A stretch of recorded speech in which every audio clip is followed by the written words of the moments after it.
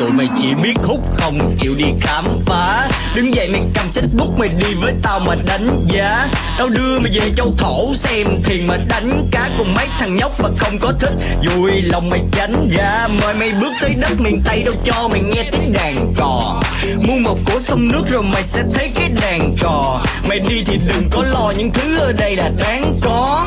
Đôi cũng đéo có chết từ nguyên thiên nhiên đã ban cho tụi tao bát ngát đầm sen ở tháp 10. Miệt dừng có cái bè qua quả sật cát.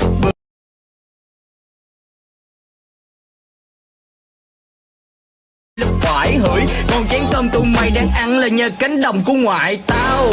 Dân miền Tây chấp phát qua đông thích ngoại giao. Mày qua Long Xuyên chợ nổi alo cho bạn tao. Nó sẽ đưa mày đi thật xa và hỏi muốn chơi cái loại nào. Đi về Sóc Trăng quê tao mà chơi đi. Tụi tao chèo, tụi tao lái khoái, tụi tao hái, tụi tao quấn cho trường 12. Em cảm ơn thấy là đừng có hút lên là sao đường còn dài. Ok tao cho mày cưỡi con dê sẽ cánh 1m2. Uống đi anh em tao nói mày uống đi. Mày cầm ly rượu mày uống đi. Mày chơi xả láng rồi sáng về sớm cho người ta kết mày uống đi. Rượu từ Xuyên Thạnh mày uống đi. Từ bên Trà Vinh đã uống đi. Anh em ta xỉn anh em ta tới nái luôn mày uống đi. Và tao từng sống ở Sài Gòn như ở đợ.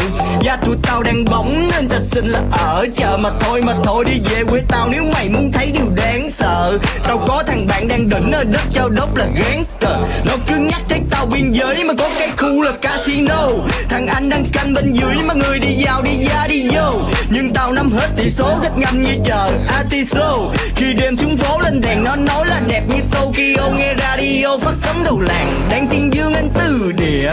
Thu chi của thằng đầu đàn khi nó có tiền anh từ xịa. Nhưng mà tụi tao tuyên bố là dân miền Tây chơi đúng nghĩa. Đâu có cái súng chỉ mày kêu tao khá vậy còn khuya. Mày còn nhớ câu chuyện giết người mà không cần đụng súng hay dao.